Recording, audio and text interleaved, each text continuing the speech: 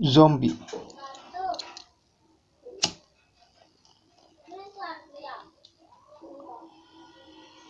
Zombie ya. Itu adalah kata yang saya temui itu. Yang baru saya temui atau baru saya kenal itu kurang lebih tahun 2005 itu ketika saya masih sekolah dasar ya. Dulu teman-teman saya tuh sering namanya memperagakan atau kalau sedang lagi nongkrong gitu pas SD ya, memperagakan zombie ya. Ada yang menjadi zombie, ada yang menjadi pahlawannya gitu ya, menghancurkan zombie karena memang seru ya. Seiring perkembangan zaman gitu ya, saya juga semakin bertumbuh. Saya melihat zombie ini semakin nyata gitu. Artinya kalau dulu mungkin metafornya berlebihan gitu kan, sampai dari kepalanya bisa keluar semacam cumi seperti kraken gitu ya, mengeluarkan tangan atau dari kepalanya menjadi monster gitu. Tapi semakin kesini saya melihat zombie ini semakin menyerupai manusia ya. Manusia itu seperti orang yang tidak terurus, kesal dan yang pasti bukan hanya itu,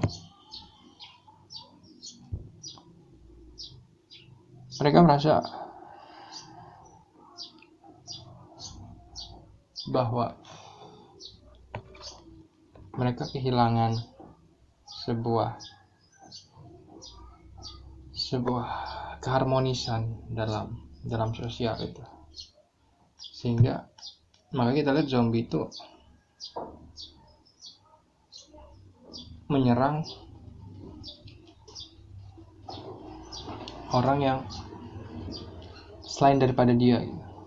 Kita jarang melihat kalau di film-film zombie menyerang satu sama lain ya. Dulu saya pikir ini metafor, tapi semakin kesini saya melihat bahwa zombie ini adalah era atau zaman di mana ketika kita dihadapkan oleh sebuah sistem atau pemimpin yang bersifat semena-mena, itu poinnya.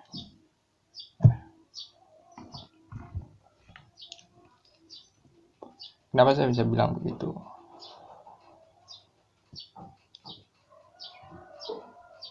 Karena ini semacam intuisi yang mengantarkan saya untuk berbicara seperti ini.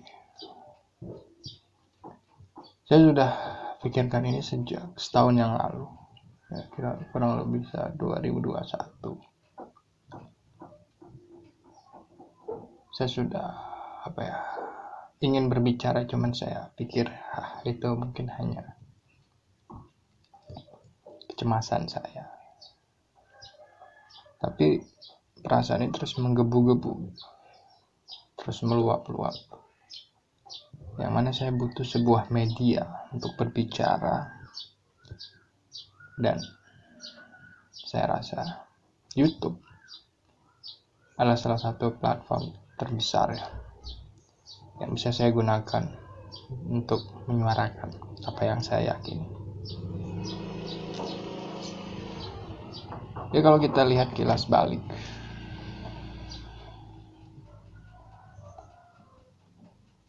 berapa banyak film yang menceritakan tentang zombie ya. Banyak versi. Dari semua versi,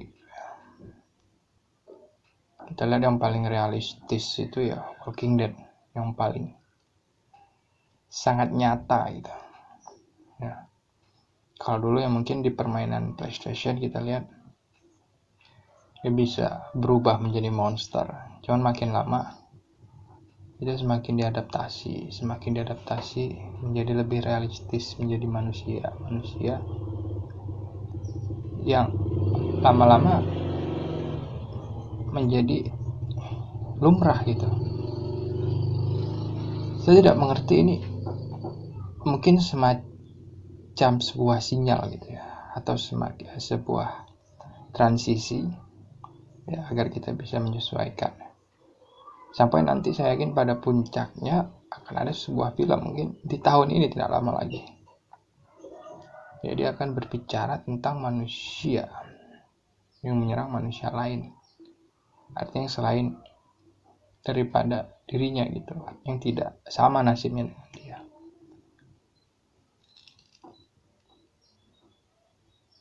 Lantas kenapa saya harus mencemaskan ini? Ya karena kita tahu bahwa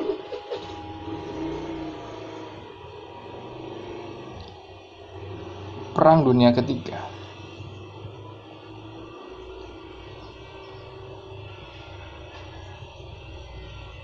itu mungkin bisa iya terjadi atau tidak. Tapi ketika orang semakin berkembang, berimajinasi semakin tinggi, pastilah orang ingin perang itu sesuatu yang berbeda. Ya kalau perang ya secara fight gitu ya, secara face to face, secara langsung, mungkin klimaksnya enggak dapat gitu. Tapi ketika perang ya selain daripada face to face gitu ya, menggunakan akal. Ya, jadi saya mau bilang bahwa yang akan jadi korban ya warga sipil. Saya pastikan itu. Orang-orang yang menyetir atau menjadi panitia, katakan panitia dari dalang dari semua ini, mereka hanya duduk manis di belakang layar menyaksikan bagaimana jalannya cerita ini. Saya pastikan itu. Sekali lagi, ini bukan untuk menakut-nakuti. Saya selalu ingatkan, jika Anda memiliki keyakinan yang sama, maka terus ikuti channel ini. Tapi jika Anda merasa bahwa ini tidak sesuai sama sekali dengan apa yang Anda pikirkan, maka tinggalkan. Karena Anda hanya akan membuang-buang waktu. Sekali lagi saya tegaskan, jika Anda merasa sama seperti apa yang saya yakini, maka ikuti terus channel ini, jangan sampai ketinggalan. Tapi jika Anda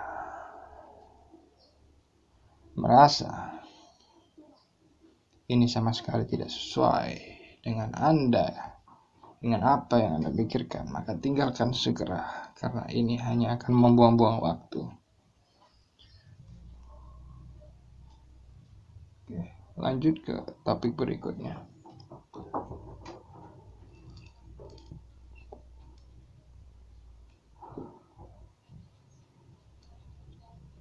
Apakah ini akan menjadi sesuatu yang mengerikan? Itu tergantung kepada kita. Kalau saya akan melihat semua hal dengan positif. Karena begitulah hidup. Cara melawannya hanya dengan melihat hal yang negatif, kemudian merubahnya menjadi positif. Dari hawa yang negatif menjadi positif. Caranya bagaimana? Itu kita punya caranya masing-masing. Ya, jadi mungkin setahun ke depan saya akan terus menemani channel ini. Ya, jadi buat Anda sekalian, saya pastikan inilah suara kebenaran. Saya tidak peduli berapapun yang melihat, berapapun yang subscribe. Saya hanya akan menyuarakan apa yang saya yakini. Terima kasih.